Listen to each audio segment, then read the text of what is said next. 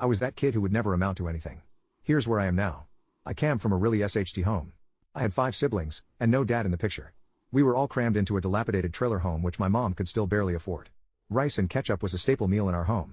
McDonald's was reserved only for birthdays. I had to start working from the age of 10. Obviously, school was never my priority. I was just focused on surviving. I went through years of enduring abuse from my teachers and peers. Teachers never believed in me, and just assumed I would be a failure. My peers were malicious, always ensuring to mock me about my SHT clothes and inbred family. One teacher in particular really captured my schooling experience. This teacher, who we'll call Mr. H, pulled me aside after class.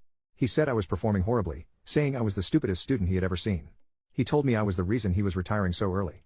He concluded this whole rant by saying, honestly, you'd be better off selling drugs than going to school. And that, I did. I sold drugs. Lots of them. Eventually, I earned a regional reputation, and was very respected in the drug trade.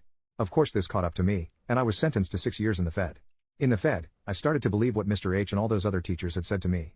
I started to believe that my life was a failure. Life in prison went on as SHT as usual, but honestly, it was nice to have a stable diet and roof over my head. I began to read, voraciously. I even got prescribed dyslexia medication in prison, which enabled me to read faster than I could ever imagine. I got really into theology. During my last year in federal prison, I spoke to the prison preacher. We would spend hours after each church service analyzing scriptures. I found I had a true passion for Christianity. This man, who literally saved my life, recognized my potential as a preacher. He told me that he had a job waiting for me at the church he worked at. When I got out, I took that job. 5 years later, I am a preacher at this church. It was difficult at first, earning the respect of God-fearing churchgoers as I am covered head to toe in tattoos. Eventually, however, this church accepted me. I finally found something that I excelled in and people who supported me. As fate would have it, Mr. H recently joined this church, and profusely apologized to me for what he said. I forgave him because I no longer harbor hatred. I am truly happy.